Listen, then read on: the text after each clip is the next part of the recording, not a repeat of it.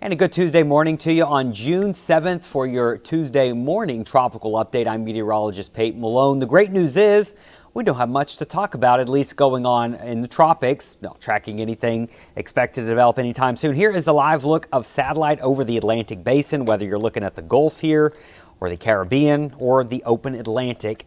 It is nice and at least quiet, and quiet with regards to no development expected. There's a couple tropical waves down in there, but they're not expected to do anything. And one thing we are watching, and you hear us talk about this frequently, especially in June and July in the early months of hurricane season, is dust. And it's important to remember that dust itself is more prominent in June and July, and then it starts to settle down as we go into portions of August, September, and that's when hurricane season starts to really ramp up. So with what we've got going on right now with the dust, it's currently a pretty big fetch of it extending all the way back to the continent of Africa into the Sahara Desert.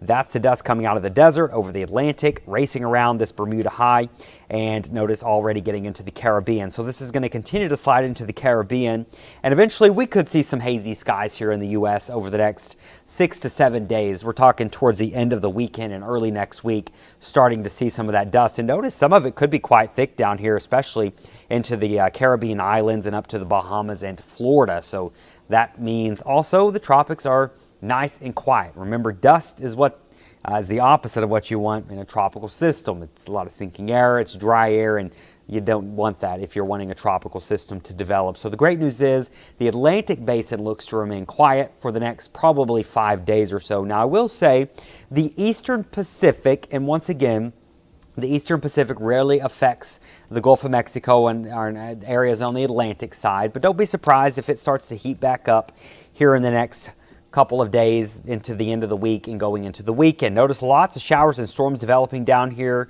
kind of on the western side of Central America and Mexico into the Pacific, and that's where it does look like there could be a chance of some tropical development in the Eastern Pacific by the end of this week and going into early next week. We're highlighting this area right here off the coast for the potential for maybe some development, and this will probably be the next area we see a tropical system.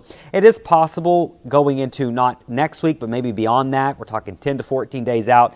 Maybe the Caribbean and Gulf try to come back to alive. So usually what happens here will eventually sometimes translate off into the Atlantic Basin, at least the environment that is more conducive in the Eastern Pacific. So something to watch long term, but right now looks like locally in the Gulf, the Caribbean, things are going to be nice and quiet for the next 5 days or so. And you know, we've been in a really hot pattern. It looks like the heat is going to continue for a big part of the Gulf Coast and the South here for the next week or so.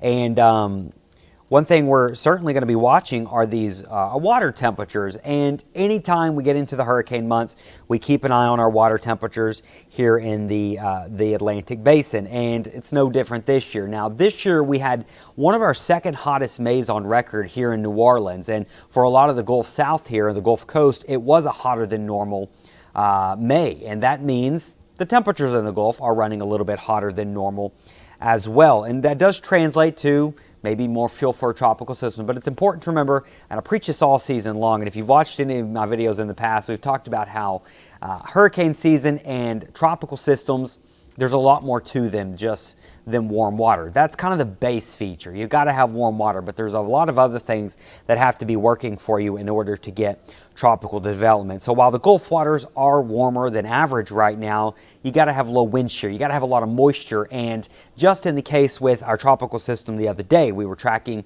what was soon to be Tropical Storm Alex. It was potential Tropical Cyclone 1. It went over the loop current, which is some of the deepest, warmest waters we have in the Gulf of Mexico, and it didn't strengthen at all. So it's just a reminder that the hot Gulf temperatures are just one component in a lot of other different variables. Low wind shear, a lot of moisture. Those are arguably a lot more important than temperatures in the mid-80s when you're trying to get a system to actually try to develop. Now, if the hot waters are there, that can definitely aid in potential and further development of a tropical system. But right now, nothing is a current threat, but it is something we'll be keeping an eye on for you as we go throughout the hurricane season. Right now, we're just watching some good Saharan dust out there, and it should keep things pretty quiet in the tropics for the next 5 to 7 days, it looks like, at least in the Atlantic. We'll cross the next 7 to 10 days, 7 to 14 days beyond that when we get there. But that does it for your Tuesday morning, June 7th tropical update. Once again, I'm meteorologist Peyton Malone. Thank you so much for joining us.